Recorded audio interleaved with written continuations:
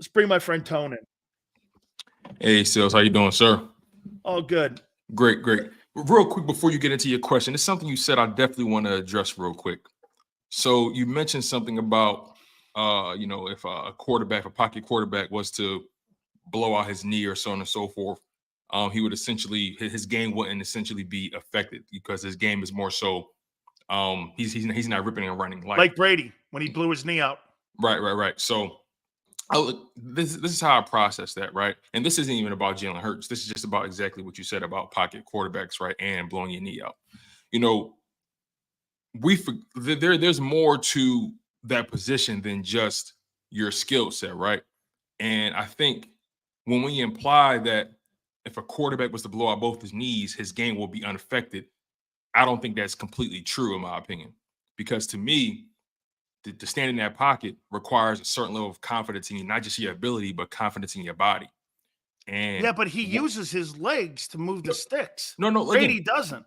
No, we're talking about again, and Brady's an anomaly. But also, I'm not. I think any pocket passer that doesn't, like Phillip Rivers or Peyton Manning. How about we use Peyton Manning?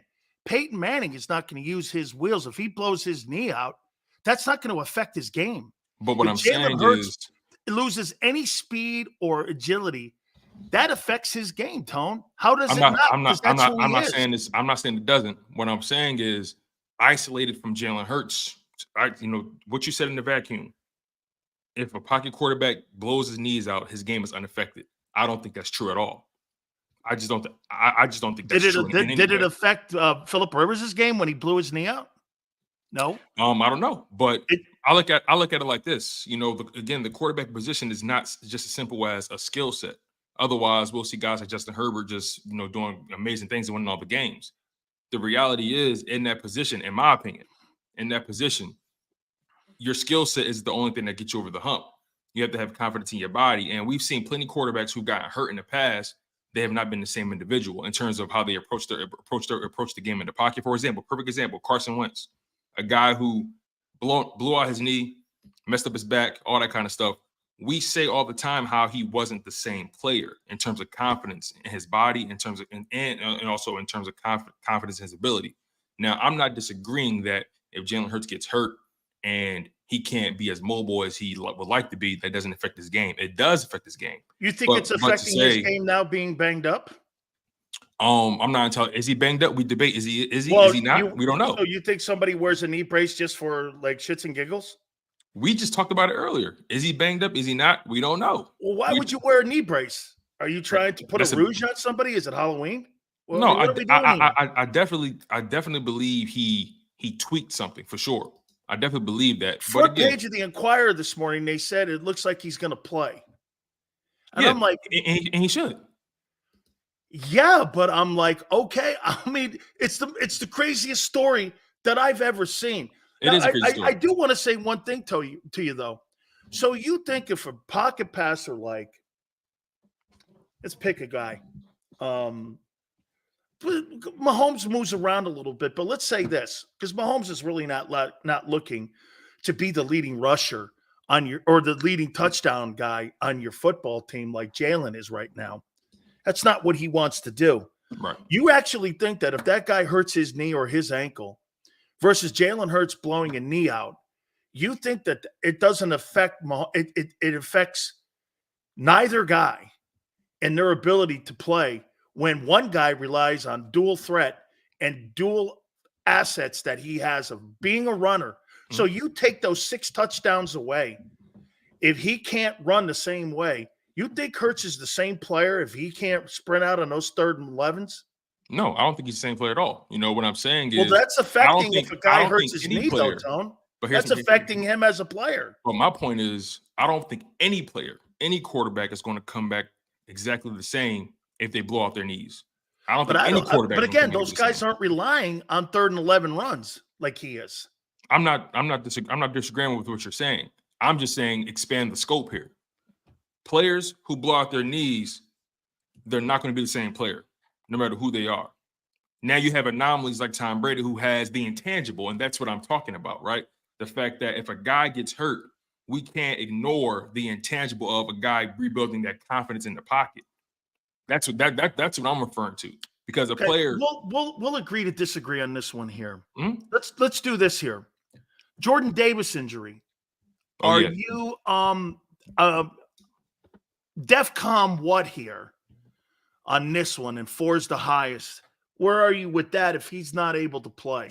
If Jordan Davis can't play, they have absolutely fabulous replacements too.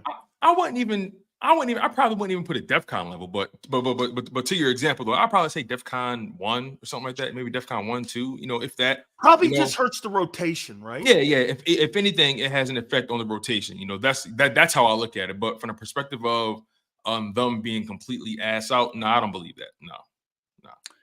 How about the Derrick Henry conversation starting to kind of like, I see names now and I see Bills, I see Ravens, I see Cowboys, I saw Rams, and I saw Eagles.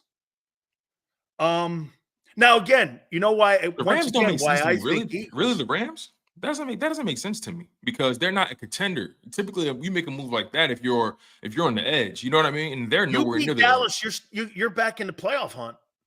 But are they true contenders? And that's my point. Like, are you making that trade to just make a divisional round? I mean, well, when's the next? The next time they have a first round pick? I think it's next year, right, or the year after? Is it next year? I thought it was 2 more years off that Stafford deal. I'm honestly not entirely sure. But for the Rams to trade for him, I don't know how that fits into. And maybe it's not a long-term plan. Maybe it's not. But I just don't see them as actual Super Bowl contenders right now. I think they're still too young on the defensive side of the ball. Still too many questions with that offensive line. It just doesn't seem like a situation that they would put themselves in at this point. But the Eagles and the Ravens and the Cowboys, that make a lot of sense because I think all 3 of those teams are fringe teams. I don't know about the Cowboys though because they're a team that they can't get out their own way, but they're still going to be in the mix. So you gotta put their names in there. But that changes. Yeah. That changes the look of that team if Henry's on that Cowboy team. Oh, definitely. Because they no longer are going to be considered a finesse football team when the other bullies on the block are the 49ers and the Eagles. That kind of changes you into being not having to worry on finesse. See, Tony Pollard is finesse back to me. Right. You know what? Him and Swift are similar in that regard. I think McCaffrey's a finesse back. Right. In a way, as well. I mean, if you think you're going to run that guy 35 times or 25 times or 20 times a game for 17 games in San Francisco, he's not going to hold up. So you got to play him differently. But Henry can carry the ball still 35 times. And actually, someone brought a point up yesterday. The last 2 years, the year before last, he only played 8 games. Remember, he had 1,000 yards after 8 games. That was insane, by the way. Yeah, that was wild. Yeah, he was on pace for 2,500 yards or some shit like that. Mm-hmm. And last year, he finished second in rushing with 1,500. So you kind of monitored his miles in a way, not wantingly. Listen, the more you talk about it, the more I get excited, honestly. the more, because the reality is, again, we talked about this, right? I feel like the Eagles need that 1-2 punch, in that backfield, man. Again, yeah, the more it's being discussed, man, the more it seems like a possibility, But I don't know why in my gut, I feel like the Ravens are going to get him. Is it too big a name for Howie? That's because a good question. Is it you and I know this? For Howie? That's a good question. I never thought about it like that. Well, because you and I know this. Because you know where I got that from? When I threw a guy's name out and I said Julian Blackmon, the guy goes, who? And I said, perfect. Because that's a Howie Roseman guy, isn't it? Yeah, that's definitely Howie's wheelhouse, for sure. For example, when it comes to CJ GJ, I knew of him, but I didn't know I wasn't fully schooled on how good of a player he was, how effective he was. I knew of him because he was a jaw jacker and he was all he was those kind of player. He was that kind of player, so I knew of him in that regard. I knew him because he was a low life. He was a Gator, so that's the only reason I knew who he was. Right. But yeah, Howie, you're right. Howie has a habit of finding these guys that most teams are trying to move on from. Maybe things aren't working out in terms of maybe the contract negotiations or playing time. He finds a way to get these guys who feel like they're underappreciated and they're looking for something to prove. So I don't know. Does Derrick Henry look at himself as a guy who's underappreciated in Tennessee? I don't know. What do you think? I think Derrick Henry is an old school football guy that his feet are where he is at the current moment. And I can see that. he is so self-confident in himself and what he is in his career and how proud of his career. He's one of those players that, you are where your feet are standing. And he's not looking for the next best thing because he is the best thing. Do you think And he can he go knows down? that. But the organization is kind of looking now that you're trading pieces off. And when you trade a player like you did and sending him to Philly, Yeah. it's assigned to a guy like that makes him go like this. Maybe they are looking in a different direction, and I could maybe help them get into that direction. He's always going to have a love affair for Tennessee. Yeah. But to me, I would look at Derrick Henry and go like this. Don't you agree? He goes to Philadelphia, gets a Super Bowl. He's going to Canton. I was actually about to ask you, and you brought up a good point. The fact that you see them trade a guy like Kevin Byard, not just any guy, but their team captain. But that's not just any guy. That's not just any guy, right? So that leads me to my next question for you, really quickly, before you get to your next one. Derrick Henry, right now, is he potentially going to go down? Like, just everything we know about him today and beyond. Will he go down as being one of the top 5 running backs that ever played his game? Maybe top 10? You look at him different. He'll look at him as a guy. And he did it in a passing league, which is pretty. That's a good point. It's a really good point. Okay, it's not in the when Campbell and OJ and even Emmett and them guys were running the ball. Teams threw the ball 25 times. Remember, Youth gave me a great stat. Shit, completion percentage was like 57% back in the day. And really, there wasn't a lot of accuracy with the quarterbacks back in the day because they were centric on running the ball with guys like Eric Dickerson. I've played against some of the greatest backs of all time. I played against Herschel. I played against Dickerson, Walter Payton, and all these guys. And you quantify guys differently, I think. Like when I look at Barry Sanders and I look at Derrick Henry, I look at a power back versus an elusive back. Like Emmett to me is a power back, believe it or not. Even at 5'9", he was a power back. And what made him so great, Emmett, was that he ran for 10,000 yards at Escambia High School in Pensacola. He turned around and went for 4,000 yards in 3 years at Florida. Then he turns around and he goes for 18,000 yards in the NFL. I mean, there wasn't a level of ball he didn't succeed at or anywhere he didn't. So I always look at him and go, man, it has to start with a guy who's never haven't had success at any level. I look at Derrick Henry and look at Earl Campbell, and I see Earl Campbell, and JM likes to bring up the Dallas O-line. Well, the Dallas O-line was there intact prior to Emmett getting there, and Dallas won 4 ball games under Tom Landry. Good point. I mean, think about it. Tune was there. Crawford Kerr was there. Tom Rafferty was there. Nate Newton was there.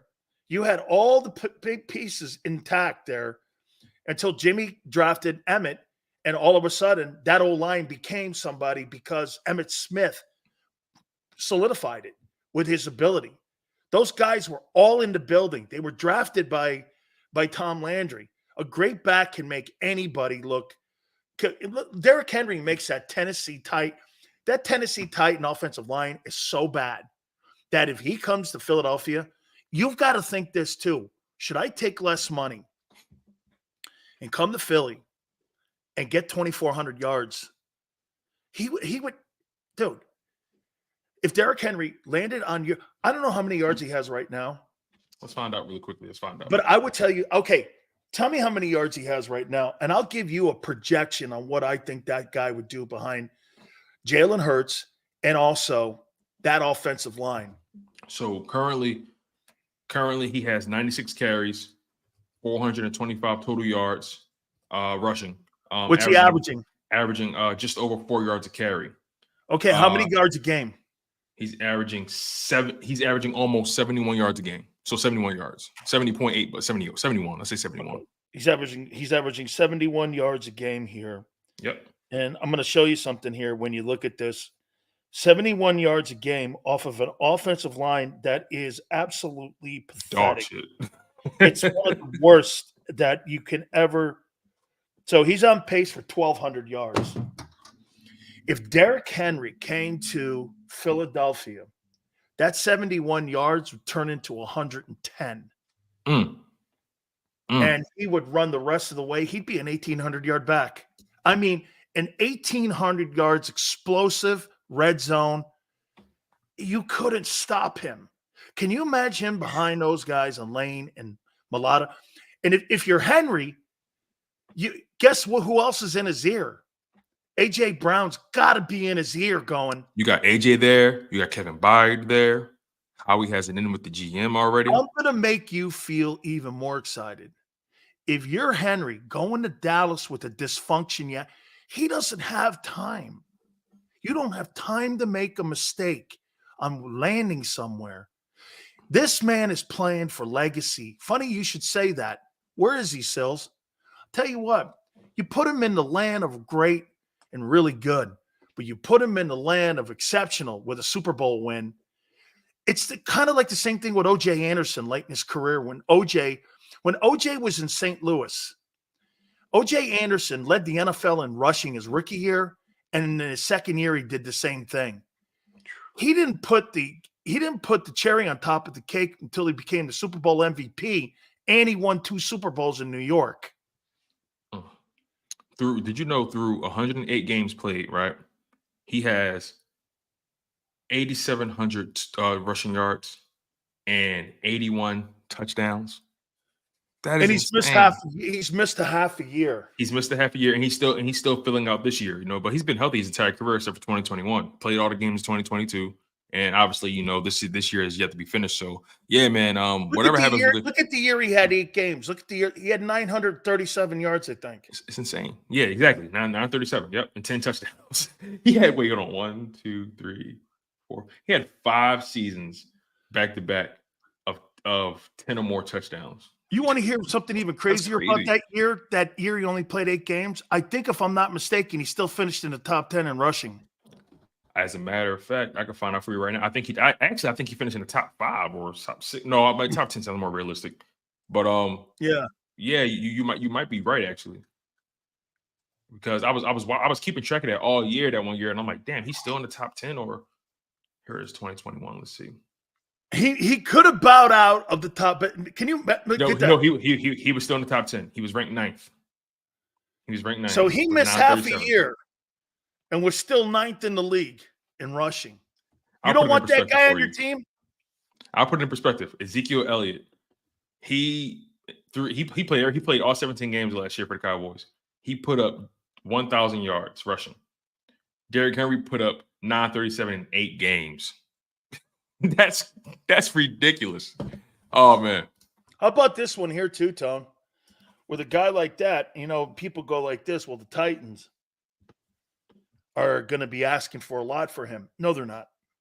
Because the market, I'll tell you, the way the people were talking and owners were talking prior to the season starting, shit, you had some of the youngest players. Guy led the NFL in rushing. You had the guy in New York. Dalvin Cook was cut. The only guy that really got a decent deal for the value that he's not is Miles Sanders. I mean, and if you think about it, okay, you're not going to get, I would think max, you're going to get a 3rd rounder for him. And the only reason I say 3 is because the money that's involved with it. For the Titans to pick up the majority of that, you've got to make it of an incentive, because they just rather eat it, restructure, and then move them in the offseason. It makes more sense. But I don't think they'll. I think this is his contract year. So at the end of the season, he's a free agent. Oh, that's so right. Right, they won't be able to move him. So they're looking at it like they have to get something for him today. That's correct. So he's out of there. He's out of there. It's literally a matter of where he goes at this point. And I think I had forgotten this is his last year. Yeah, You're this right. is his last year. He's not going to stay in a rebuilding place. Right. So you look at it like this, right? If you do have to convince the Titans to pick up the majority of the contract, you can say, well, I mean, his contract is over at the end of the season anyway. I mean, the leverage kind of balances out. So No, you have the leverage because at the end of the year, if you don't get anything now for him, you're not you'll getting get anything nothing. for him. Get nothing. Right. Right. And this is probably the best you're going to. This is the best moment you have. You're not going to get anything for him after the trade. Because his people are going to go like this. Shit, I'll wait till March 17th. I'm not doing anything. Right. Right. I'm not going to do anything here, man. Right. And the trading doesn't start until the 17th, and that's when free agency starts. Yeah. So you're running into there's not a dude, I would even make this point. I don't think Hopkins is going to be on that team come Tuesday. They're going to dump that kid's ass. Yeah. Yeah. Shit, they'll probably dump Tannehill. I think Tannehill, yeah, I wouldn't be surprised if they dump Tannehill. I mean, he's injured. They won't be able to. He's injured. You can't trade an injured guy, right? I don't think you can. See, look, when Jeff says Derek Barnett in a second, Derek Barnett does no value, man. I know you guys want to get this, and I get the passion of that because you know why? You're looking to get the better hand of the deal. But that's not what – see, look, Howie wants to go back to Tennessee again, and he wants to make a deal. Here's a fair deal. Think of a fair deal for Tennessee. And again, the only reason I brought Swift up, Tone, was because you're not signing him either. Really, and he's on a one-year deal, and he's a free agent in the offseason too. Here, remember how you were suggesting the Eagles may have to ask Swift to be a part of the deal, right? Yeah. Here's my slight pushback on that. They drafted a running back, I believe, in the 3rd round. They drafted a running back in the 3rd round this past draft. His name is Tajay Spears. They really like that kid. He's averaging over 5 yards a carry right now. I wouldn't be surprised if they're looking to establish him. Maybe putting Swift in that trade doesn't necessarily benefit them. Okay, you get what I mean? Because they're trying because totally. they drafted him. They literally drafted that kid. And they really like that kid. And he's productive with the snaps that he's given. Over the season, he has 31 carries, 171 yards, averaging over 5 yards a carry. I wouldn't be surprised if you don't even have to ask Swift to that because maybe they're not looking to add another running back. Would you look at Derrick Henry if you're the Jets? Dump Cook, bring him in. I don't know. Quarterback. You don't have any quarterback play. But how much does Derrick Henry push a Zach Wilson-led Jets over the top? Nothing. You know what I mean? So it's kind of. But Derrick Henry and Aaron Rodgers next year would. True. That means the Jets will have to extend him at some point. So I look at it like this, right? Do you anticipate the Titans abiding by his wishes? And what I mean is, like, do you think the Titans have enough respect for him? Right. That's what I mean, right? Do you think they have enough respect for him? Yes. To say, okay, these are our options. What are you thinking about? Because Vrabel is really a big voice in that building, and Vrabel didn't like the way the A.J. Brown deal went down. He made it very public that he didn't like the way that was handled. And also, it's the AFC. They might not do that. But I think Mike is, because he's a former player, would never disrespect. Like, you're not going to send Derrick Henry to a shitbox team. Now, I mean, do you send him to Houston to help out? No, because they got that kid, the Pierce. Kid from Florida. Damian Pierce, yeah, they got him. I doubt. Yeah, they got the kid from Florida. Plus, they probably want to go young. Yeah. And that's probably the Bucks. Interesting. But again, Baker Mayfield. How far can Derrick Henry take Baker Mayfield? You know what I mean? So you're looking for this to be a Super Bowl move for a team? That's how I'm looking at it. Oh no, you're looking at it through the lenses of an Eagle. No, I'm looking at it. You got to also look at it through the lenses of how the Titans see it too. No, I am. Trust me. I'm looking at it from the perspective of it's a Super Bowl move in Philly, Tone. No, right. Not just for Philly, but it's a Super Bowl move for the Ravens. It's a Super Bowl move for the Cowboys. Niners. See, the Niners, right? So I'm looking at it from the perspective of a Super Bowl winning situation. And I don't think that a team who's not even on the fringe of making it to a Super Bowl, even if they're not. Because let's be totally frank about this. There's about 5 real teams we're taking serious for the Super Bowl. There's like 6 teams that are going to win it this year. You can pick a pool of 6. Right. So if you're not in that 6, I don't see any of those teams making the move for Derrick Henry unless they're trying to get rid of a contract that's kind of weighing them down. No way. So I don't see a team that's not in that 6 making a move for a guy like Derrick Henry, because that's the kind of move. And also, he's a running back. That's the kind of move you make if you need to get taken over the top, not necessarily a move you're trying to stay if you're not just trying to get marginally better. 49ers, Eagles, Cowboys, Chiefs, Bills, Chiefs. You never know. What comp pick will the Titans get if Henry walks? I think a third. I'm not even sure how that stuff works. 49ers, Eagles, Cowboys, Chiefs, Bills. Bills are in the mix. That's what I'm saying, right? Okay. What? Give me another. Okay. Chiefs, Cowboys, Eagles, 49ers, Bills. You think the Bengals are? I don't know if the Bengals are in that. They just restructured Mixon. I don't see them in that. They have no running game right now. So maybe, I don't know, because the Bengals are a team would Zipper owner Mike Brown open up the purse strings to bring Derrick Henry in there? That's a really good point. Jacksonville? They got NTN. But is he an every down guy? He ain't Derrick Henry. You know what I mean? So I'm going to put the Jags as one of the 6 teams. Because I think the Jags are a dark horse in that AFC. Shit, you put Derrick Henry. If I'm not mistaken, I think Derrick Henry's like from Atlanta too, right around down there in the south. I think is he from down in that neck of the woods? I think he's like an Atlanta guy. He's a Florida guy. He's a Florida guy. Yep, Florida, yep. Yeah, he's a Florida guy. Yulee, Florida. Yulee, Florida. They got the U on their helmet too. I love it. That Yulee High School's got the U on it. Word. So, Derrick Henry aside, right? What move? Okay, let's just say Derrick Henry. Let's do this here. Okay, let's do it. Let me go here. Would you look at a corner, the bear corner? I would. I genuinely would. Jalen Johnson? Wait, what teams he play for again? The Bears. Oh yeah, we were talking about him the other day. Yes. Well, I have an updated list here. Jalen Johnson. I would consider that. He's 24 years old. I think the Bears would want a pretty high pick for him, too. Probably a 2 or 3. Yeah, and he's in a contract year. I think he's in the final year of his rookie deal. He is. That's prime real estate for Harry Roseman to make a move. Is he an outside corner or is he play the slot? Both. Okay. I'm willing to make that move. He's young. Add some more competition in that cornerback room. I'm not completely sold on Bradley Roby. He played 2 games and he got hurt. So Lord knows what, and they have nothing really invested in that.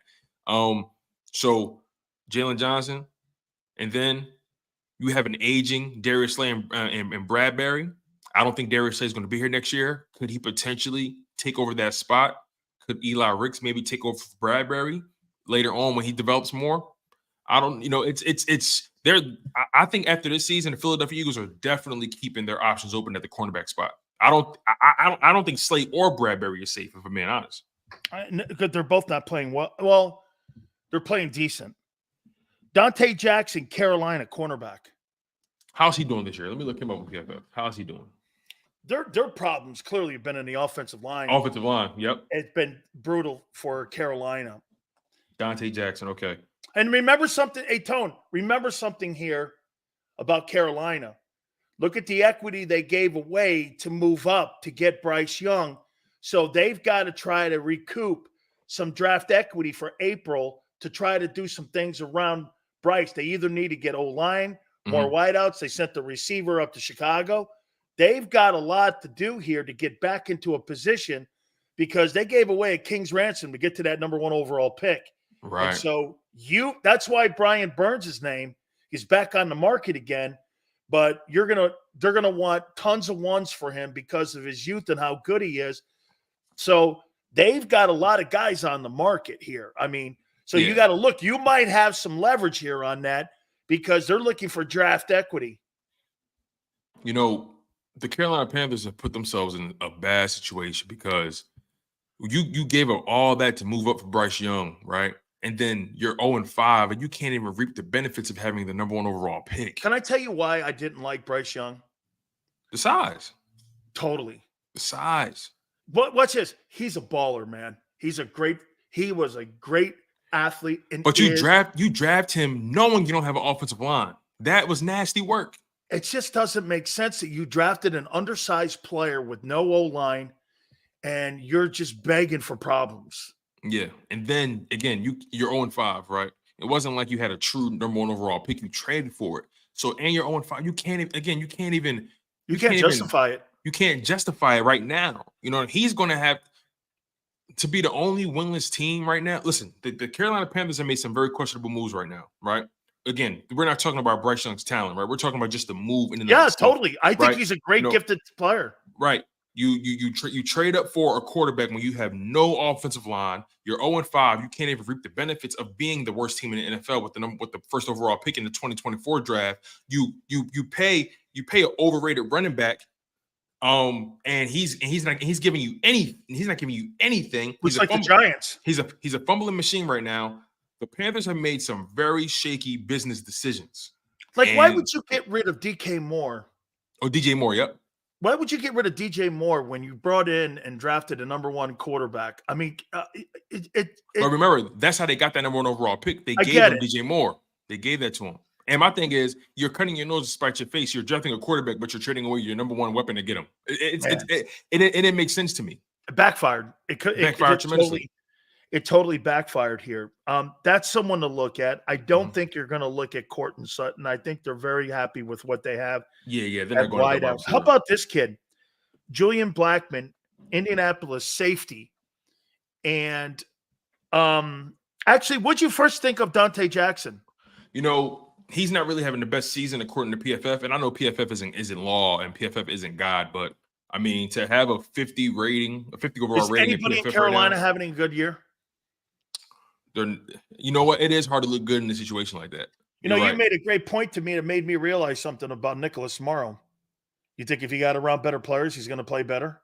That's a good point. Sure looks that way with Morrow, doesn't it? That's a good point, man. That's a good point. You know, that's really good. And the guy, Dante, he has speed. He has real speed. I don't know. You might get him for a 4 and 5. You could. I like the Jalen Johnson pick up a lot more though. Yep. I like the Blackman thing though, the safety. I like that. But then you just traded for the Kevin Byard. So I don't know. Yeah, probably not.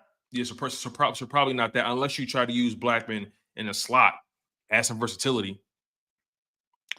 Preston Smith, OLB. I don't think Justin Houston would be under radar. He's 34. He's probably way on the back 9 now. Yeah. I don't see them making a move for a linebacker either. No, I don't either. Yeah.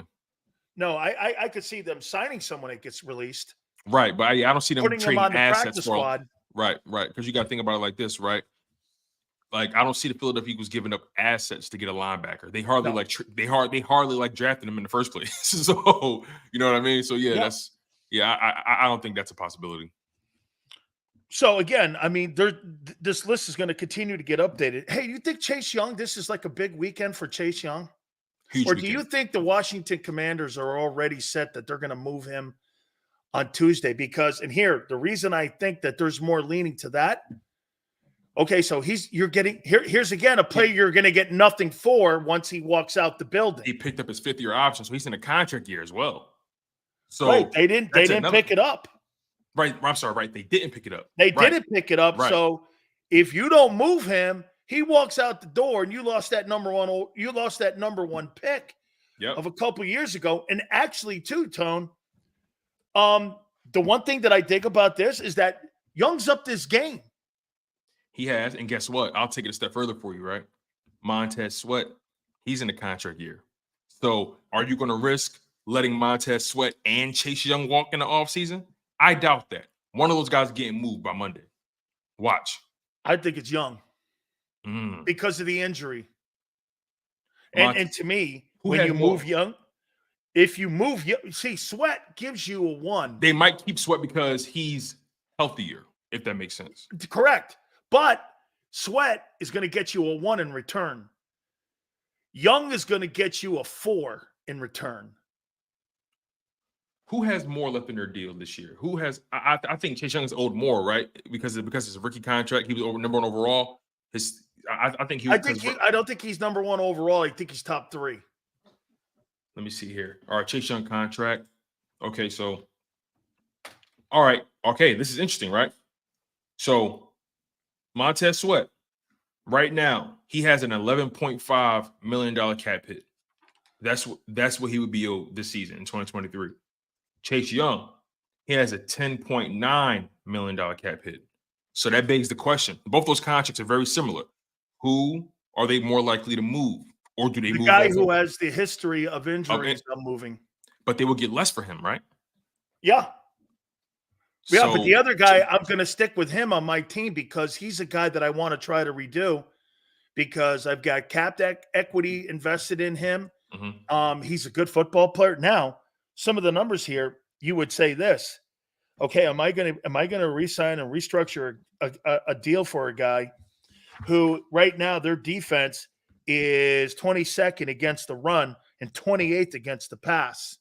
Am I going to give that guy that money when he's completely underperformed as a player this year and really the last 2 years?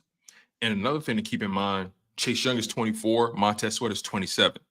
So are they willing to bank on Chase Young's injury history being behind him? No way. I don't think they are. But at the same time, Montez Sweat, I think you bring up. I think they are more. If when you think about the injury aspect of it, especially, which is very important right now, I think they're more likely to keep Montez versus Chase Young. I think they're willing to sacrifice compensation than sacrifice health. You get what I mean? Oh, totally. Yeah, So, that's completely part of the evaluation on keeping a player. I got a question for you. Can you do one quick thing? Yeah, sure. When is Josh Sweat's deal up? Oh yeah, we talked about this. Josh Sweat contract. I think he's in the contract year, if I'm not mistaken, or is it at the end of next year? Let me double check. Contract details. All right, Josh Sweat. All right, he will be an unrestricted free agent in 2025. So 2024 is the last year of his contract. Last year of his contract. How he addresses that prior, or do you think how he holds his knee injury against him and it's still a wait and see because he could have held his knee injury and get some, before he signed for the second what's he deal. making now? So right now he has an average salary of $13.3 million, but underpaid. Right, but in 2024, he has a non-hit in 2024. I'm sorry, in 2023 he has a $5.8 million cap hit. In 2024 he has a $9 million cap hit. So the thing is, though, I wouldn't be surprised if Howie Roseman extends him, adds another 2 or 3 years onto that contract before he even gets into 2024. I wouldn't be surprised. Currently, right now, Josh Sweat is 26. I wouldn't be surprised if Howie Roseman extends him at the end of this season. I wouldn't be surprised because right now, Josh Sweat, and I believe you're right. I don't think they send him in that final year on a lame duck contract. No, because right now he's trending where he's a double-digit guy, and he's going to be a double-digit guy. And right now, you're talking about a guy that's making $13 million. Right. And with the market being the way it is, franchise tags right now are $18 million for ends like that. And also, edge rushers right now, their value is so high. Teams have to be desperate to just move on from star edge rushers like that, right? Oh, yes. The Panthers, they're desperate. Therefore, Brian Burns is available. With the Philadelphia Eagles being as in the mixes they've been for the past couple years, and also with them trying to keep this window as wide as possible, I don't think they move on from Josh Sweat. They've invested in him. They've developed him. I doubt they let him walk for anything.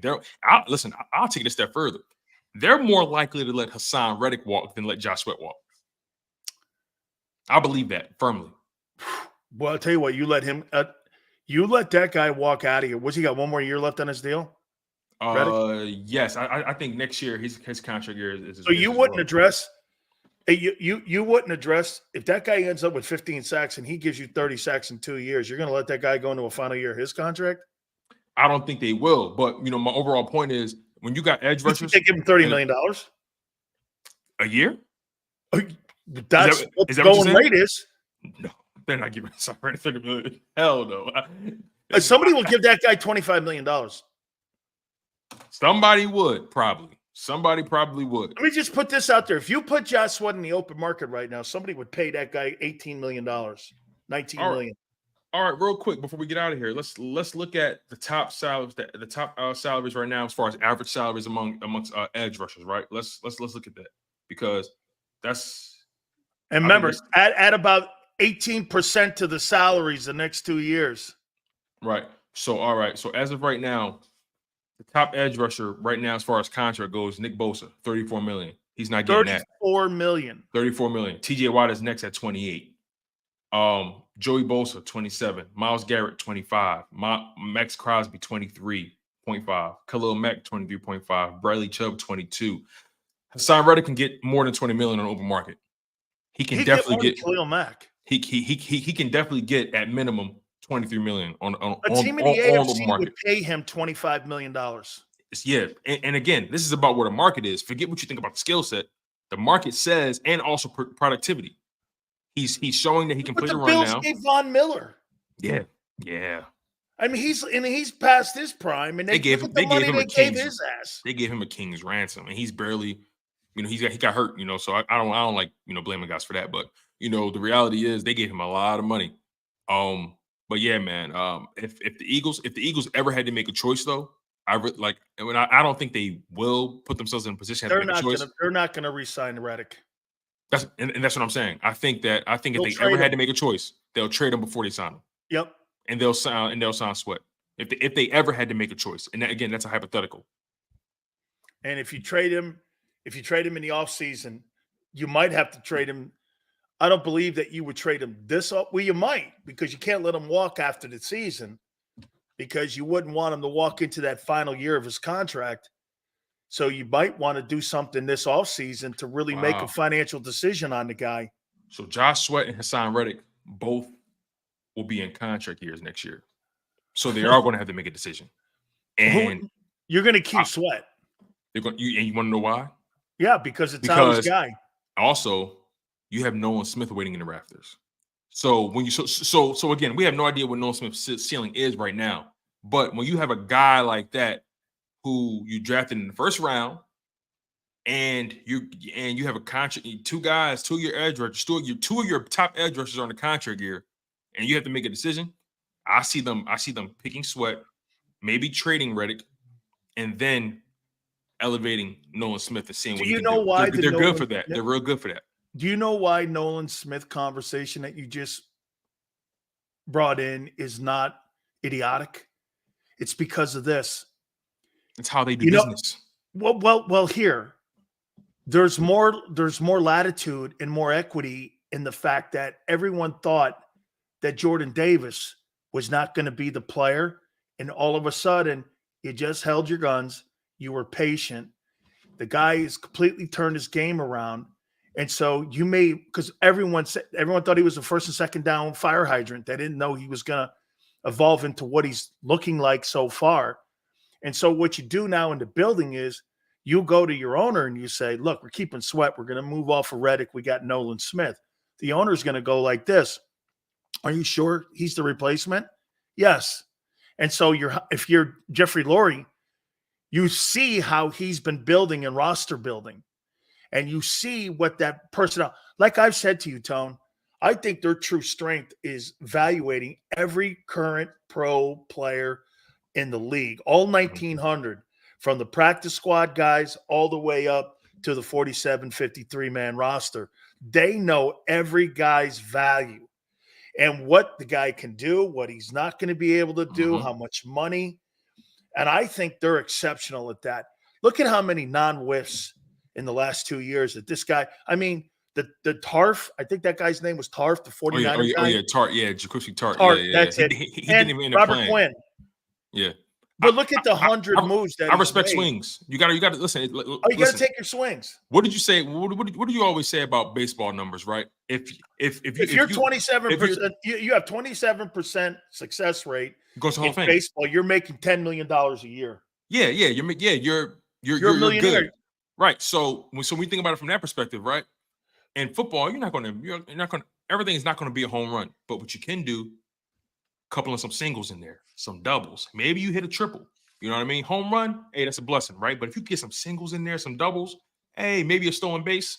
Okay, you're cracking. You're in business. So look, I'm a Hassan Reddick guy. I'm a Josh Sweat guy. You know what I'm saying? I love both of those guys, man. Truly, they're so dynamic. They're so effective at what they do. But it's good. Howie Roseman that's why this year was so important. That's why losing the Super Bowl last year was such a heartbreak, because Howie knows that him. He's always, as a GM, you're supposed to look 5-10 years down the line, right? And losing that Super Bowl in the fashion they did, he says it all the time. It's going to haunt him for a long time, because he understands the business decisions he's made. He understands the business decisions that are on the horizon, and he knows that's why he made that swing for Kevin Byard. He knows they have to win it this year and maximize this pass rush in this team, because he can't guarantee Hassan Reddick and Josh Sweat are going to both be here next year. He cannot guarantee that. They got to win this year. They have to. In my opinion, one of the reasons that Howie is so far ahead of Jerry and the Cowboys is because of what you just said. And it just came to me here. Every year he has to retool that side of the ball on defense, because he brings in mercenaries the same way they did in 17. And it's been a formula. And what it does, it keeps your personnel department active. It keeps him active. It keeps them on evaluating players, constantly looking at who's good, who's not good. Where's this guy going? How many one-year deals are out there? And Jerry sits back on his roster and just sits on the roster and gives you a statement that says, I'm good with who I am. Absolutely. There lies the entire issue. That, get this, the Eagle front office is consistently engaged every single day on trying to improve the roster, because that's their job. Jerry turns around and he's not looking to improve his roster. Wouldn't you agree with me on the Cowboys? Because he falls in love with guys. That's why. The Cowboys the last 3 years have depreciated the last 3 years. 3 years ago was a good team. They won 12 games. Last year, that was a good team. This year, I don't think this team this year is as good as last year's ball team. I mean, I don't know, man. I mean, I see the Philadelphia Eagles and the 49ers continuing to make nuanced moves that just consistently keep them above everybody else, whereas everyone else is like in quicksand. It's almost a lot of people are not proactive. It's almost like the 49ers and the Eagles is almost like they're playing the same sport, but just at different speeds. Yeah. You know what I'm saying? Like you played this game look before. At the Giants. Like, you look at a guy and it's like, it's like he's playing the game. It's like he's playing at a different speed than everyone else. That's Howie Roseman, right? That's who's the GM for the 49ers? John Lynch. That's John Lynch writing those guys, right? That's like they're playing the game at an entirely Brett Veach as well in Kansas City. They're playing the game at an entirely different speed than everyone else. And when you're that effective at your job, everyone else it's almost like they can't help but to make a deal with you. You know what I mean? It's like they're so convincing. There's like Howie will say say what we want about Howie Roseman, man. That dude knows how to whisper in your ear and make you believe what he's telling you. I'll tell you what John told me. Howie Roseman's bedside manner in making deals is exceptional. There's no insulting. There's no trying to get over. It's they put the deals. I said, I've known John Lynch 25 years. He used to come on my radio show when he was working at Fox, and he was a broadcaster, and his dad owned the radio station I actually worked at, Mighty 1090. Wow. And became friends with him just really years. My wife knows him. She used to book him on our program. Anyway, John is a player's kind of guy. He's a Hall of Fame player. And he said this about Roseman. Anytime, and Howie, you know how many times Howie calls him in a month? Maybe 5. Just to talk about guys and he'll get an opinion on a guy in the AFC that maybe he was looking at a year ago. Hey, can you give me some intel on what you're looking at with that player? Because I know you're looking at – because you know how he'll find out? Well, player's agent, will be trying to circulate a guy who needs like a Nicholas Morrow or a Zach Cunningham or looking for a job. That's what I'm That guy saying. will talk about those two players, but then Howie will bring up an active player that he has who's a good player that's last year of his contract. He'll go, hey, how's Zach Smith doing? And that's how his bedside manner is so good in how he constructs these deals. And that's what John said. And that's why you can call the Saints 5-6 times. That's why you can go back to the Titans. There's no animosity when it comes. Hey, now I would think that Jim Irsay probably has an ass with how that deal went down with Carson Yeah, Wentz. he can't call him anymore. He can't call him anymore. I don't think so either. I think there's a lot. Yeah, that line is closed. Plus, you got Nick Sirianni from him. Oh so, my God, yeah. No, seriously. But wait a minute. Steichen then was sent to Indy. True. Now you brought up a good point, right? Howie's bedside manner, right? Do you think that's what's missing in Dallas right now? Oh, yeah. Jerry doesn't have his arrogance. There's a certain arrogance he moves with, and it makes people not willing to make a deal with you. Like, think about it. What's the last real move the Cowboys have done at the trade deadline? What's the last like really think about it? Have they ever made an in-season move that showed you that they were for real or that they were serious about going for it? I'll give you one. And get this. I don't know if I told you the story. You know how Haley got to Dallas? Fill me in. Okay. So, and Ed DeBartolo told me this. And then this is back in the 90s. Yeah. Okay. The Cowboys were coming off. They were 1-15. Then I believe they were 7-9 or something like that in their second year. Third year, they won the Super Bowl. So, and the 49ers had won the Super Bowl. And then they made the move to go to George Seifert. And he was the D coordinator. And Charles Haley hated him with an absolute passion. Just freaking hated him. So it was such a back and forth. It was just toxic. Charles Haley jumps on George Seifert's car before a team meeting and pisses on his hood of his car. This is a true story, dude. Jeez. Pisses on his car. Seifert comes out and sees him doing it. Goes to Carmen Policy and Dwight Clark. They call Bob Ackles in Dallas, who was helping Jimmy with all the trades. And Jimmy Johnson they go like this. Hey, 49ers want to send Charles Haley to the Cowboys. They thought they were sending him to like the abyss. And Jimmy goes like this. I'll take him. Picks him up at the airport himself. You know what he said to him? He goes like this. I don't give a shit if you practice. I don't give a shit what you do. Just don't be a distraction. You get me 2 sacks and 6 tackles a game. You can do what the hell you want. And that's what Haley did. And to this day, the 2 moves that Edward DeBartolo, our good dear friend, said to me that he regrets to this day was trading Montana to the 49ers or to the Chiefs and trading Charles Haley to the Cowboys, because that's the move that gave them those 3 Super Bowls in 4 years, because it solidified their defense. I can't think of a trade since that trade, and that was over 25 years ago, that has had an impact on a football team like that in season or anything like that, where you got a guy like that.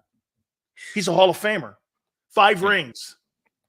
That's why you got to pay attention to the situations where, hey, maybe I can get this guy for a price tag that maybe he's not necessarily worth, but I can get him at that number because things aren't really going well over there, and they're just trying to get rid of him. You know Jimmy what I mean? goes like this. Don't be afraid to ask. Don't be afraid to ask. Don't Closed mouths don't get fed. You never know what teams and owners are thinking. You know what it is? I'm so glad you said that, right? When you're not afraid to ask, that means you have no shame. Yeah. Your pride doesn't get in the way of your business or your decision making. That's the difference between the Cowboys and the Eagles. Completely. Howie Roseman isn't afraid to swing and miss. Jerry Jones, he's afraid to swing and miss.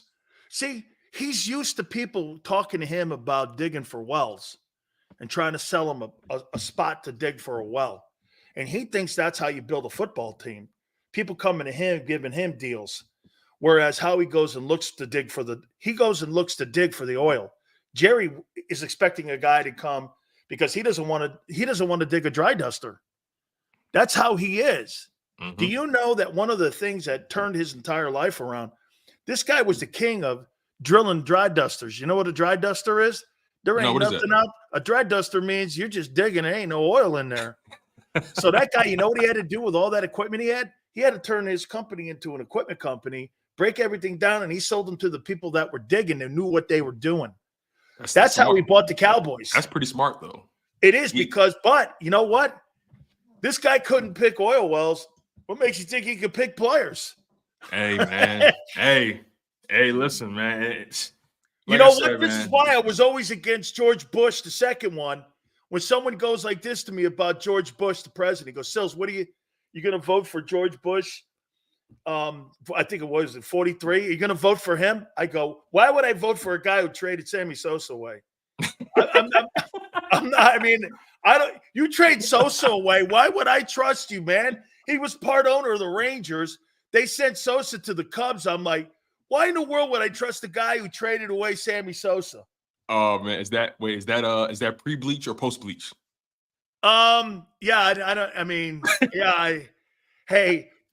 ain't gotta answer that. You ain't gotta answer that. Hey, we're gonna end that here because I mean, holy cow! I don't know what he's talking about. I have no idea. Roll the barrel. I have no idea. Listen, hear no evil, see no evil. You know what I mean? It does look kind of weird, though. I don't know. I mean, man, it's always fun kicking with you, man. It's always fun. Hey. Tone, thank you, brother. I appreciate it, man. For sure, man. It was a master class, man. Yes. By the way, what's your prediction on the game on Sunday? Oh, yeah, we didn't even really get into that, did we? My prediction for the game, I wrote it down right here. I had the Philadelphia Eagles winning that game. Okay, so I had the Philadelphia Eagles beating the Commanders 31-20. Eagles scored 4 touchdowns and 1 field goal. Commanders scored 2 touchdowns and 2 field goals. The reason I say that is because, like you said, the Commanders, they've been very up and down. They've lost 4 of their last 5. I'm thinking about the way Jonathan Allen approached that press conference after the game. The Commanders' morale and their chemistry is literally hanging on by a thread. I believe the Philadelphia Eagles will put them out their misery. But I will say this though, I think the Commanders will be very competitive. I don't think it's going to be an effort question. I think they're going to be very competitive. I think they're going to make plays. But I think from beginning to end, I think the Eagles are just going to control the pace of this game from beginning to end. Again, the Commanders are going to be competitive. They're going to play us tough. I think the Eagles pull away in that late third quarter or early fourth quarter, and they win 31-20. I think we're in the same room. I got 30-20. I got 30-18.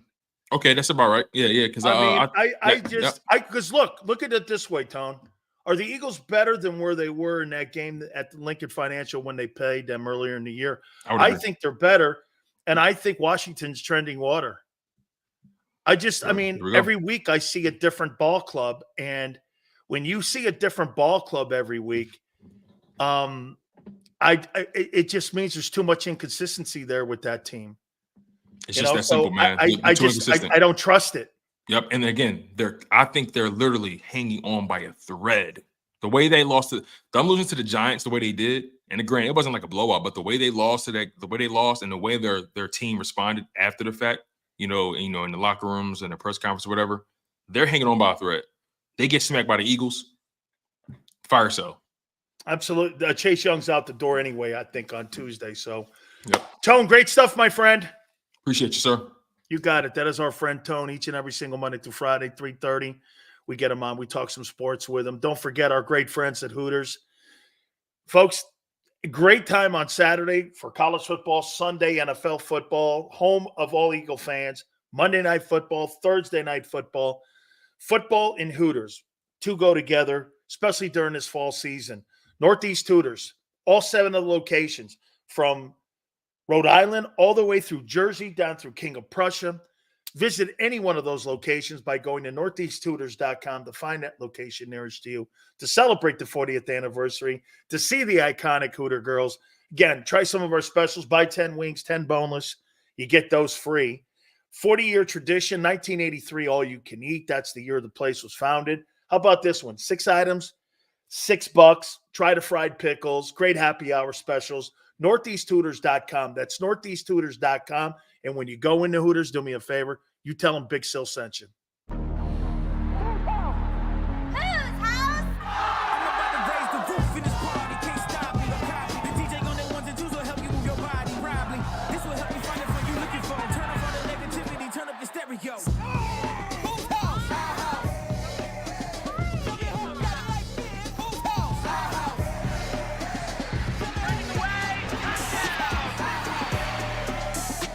Football and Hooters, the perfect